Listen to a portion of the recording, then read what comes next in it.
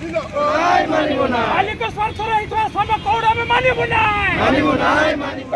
रद्द करने आज सारा भारत वर्ष में आह्वान दि जाए आज सारा भारत वर्ष में यार प्रतिवाद करा ये जो श्रम कोड लागू होला फल नरेंद्र मोदी सरकार। नमस्कार। 29टी श्रम कानून को 4टी लेबर कोड रे सरकार परिवर्तन कला पर लगुच जो स्वप्न पाखापाखि 80 वर्ष बयसर नारायण मूर्ति इन्फोसिस मुख्य बा जो स्वप्न L&T चेयरमैन SN सुब्रमण्यम देखी मोदी निज आकार रे निज विचार रे रूपांतरित ही कर। बहुत दिन आगु जिते इन्फोसिस मुख्य कहते जे ये देशर युवक माने देश को तैयारी करने कंपनी मानकरे सप्ताह को 70 घंटा कार्य करते एवं L&T मुख्य कहते शनिवार रविवार छुट्टी नहीं घर जाकि कौन माइप मुह को चाहिए बस से कि आनंद मिलू।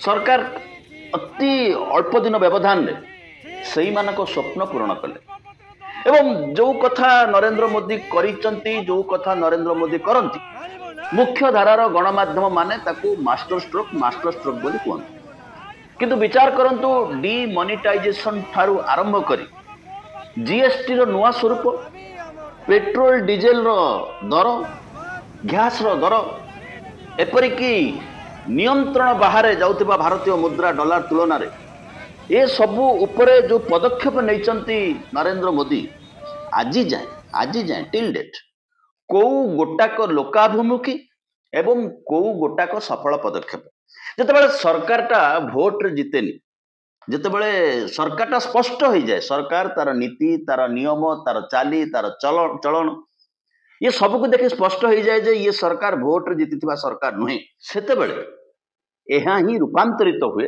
जहा 4टी श्रम कोड रे रूपांतरित होइछि। सेपटे संविधान रो 19(1)(c) समस्त कर्मचारी समस्त श्रमिकों को यूनियन गठन करिवार अधिकार देछि। आर्टिकल 21 भारत वर्षर प्रत्येक नागरिकों को डिग्निटी बा मर्यादार सहित बंचिबार अधिकार देछि। आर्टिकल 23 लड़ीबार अन्याय विरुद्ध रे निजर स्वाभिमान पाई निजर स्वार्थ पाई लड़ीबार अधिकार मध्य देछि एवं ये सब कथा आम संविधान ग्यारंटी दौथिबा बेले दिन को 12 घंटार श्रम व्यवस्था मध्य आम सरकार विचार करिसंती एवं प्रयोग करिवा पाई नीति नियम प्रणयन करिसंती।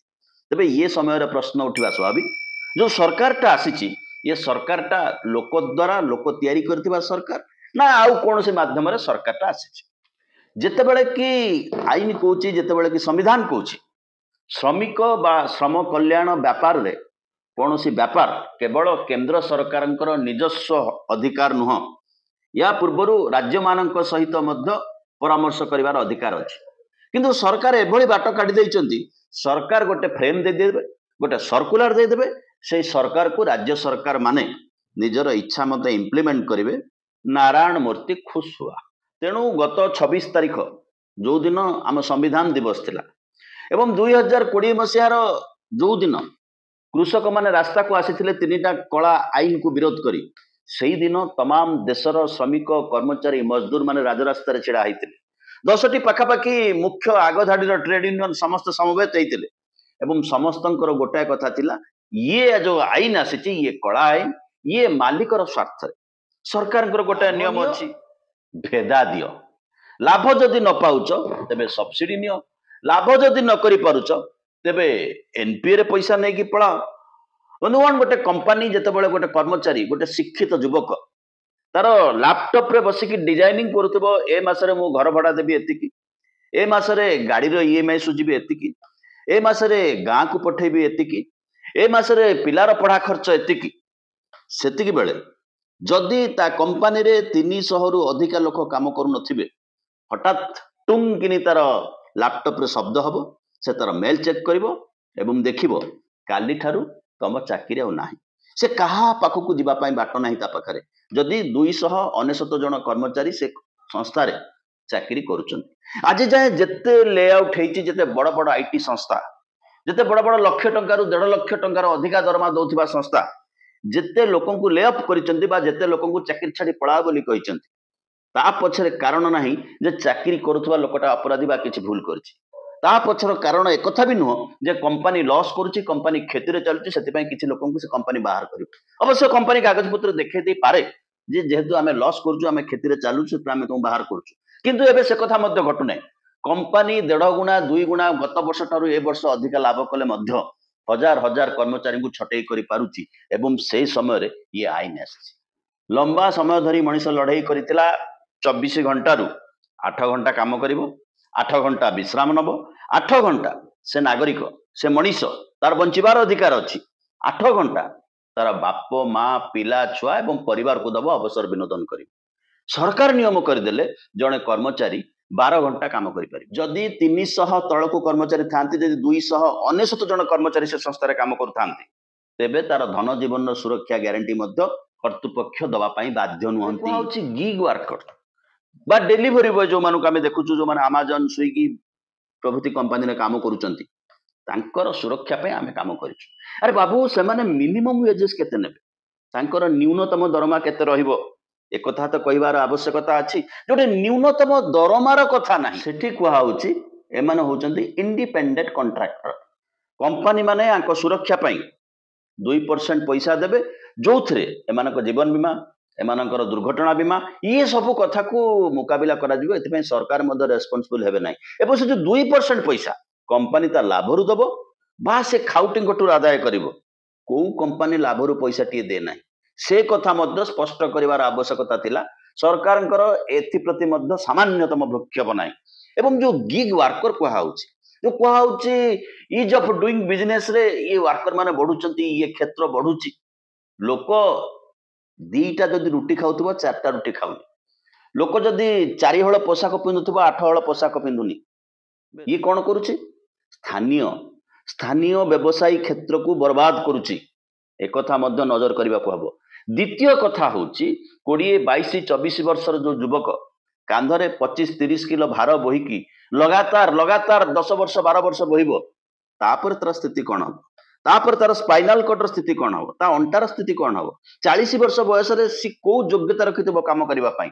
ଏପଟେ ଗାଁ ମୁଣ୍ଡରେ ଦୋକାନ କରିବାର ସୁଯୋଗ ମଧ୍ୟ ବନ୍ଦ ହେଇଯାଇଛି।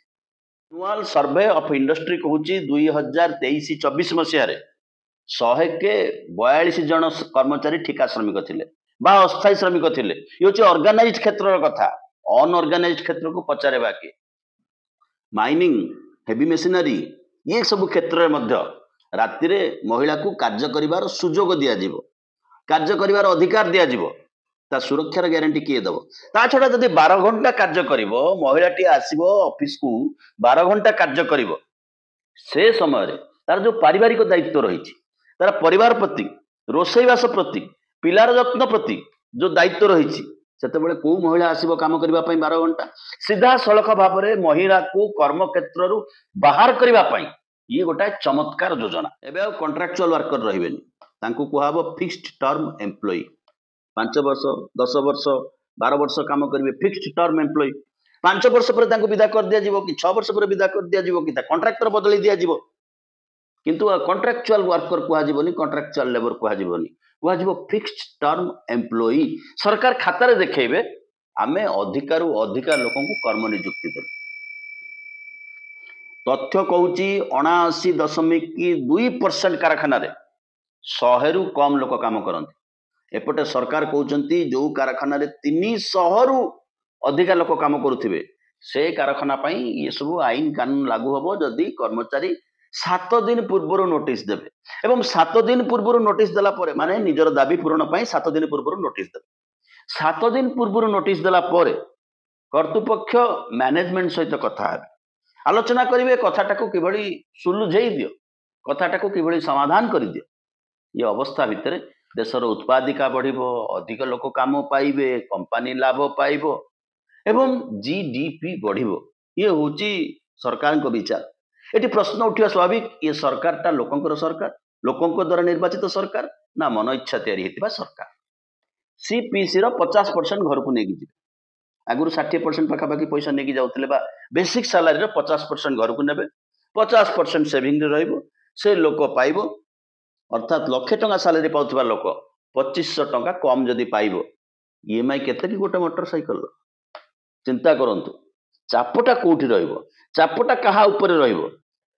मिनिमम वेजेसटा केते सेटा तो कहबा दरकार तुमको अपॉइंटमेंट लेटर दिया जिवो से अपॉइंटमेंट लेटर धरि कोन चाटिबो जदि 15,000 रु अधिक टका दरमा पाउतबो ताले से कोउठी की जाई परिबनी अभियोग करिवा पई जदि से कंपनी रे 299 पाखापाखि लोक काम करुथिबे 300 लोक होइतिले कथा अलगा कंपनी सब बेले कर्तृपक्ष नियम करिवे नारायण मूर्ति स्वप्न पूरण हो कर्मचारी 299 होइकी अंततः एथिरे श्रमिक पई कोन अछि ऐतिहासिक विजय श्रमिक माने पाइथिले 8 घंटार काम 8 घंटार विश्राम 8 घंटा परिवार पई जितेबले सप्ताह को 4 दिन काम पई विश्वर Australia Belgium Brazil German France Denmark एमान आगे चली आमे पादे पादे पादे पादे चक पछक बुले चलीचु नारायण मूर्ति स्वप्न सार्थक हो स्वप्न सफल हो विचार करंतु बंधुगण सरकार जो नियम करिसंती ये नियमटा कहा सपक्ष रे कंपनी सपक्ष रे मालिक सपक्ष रे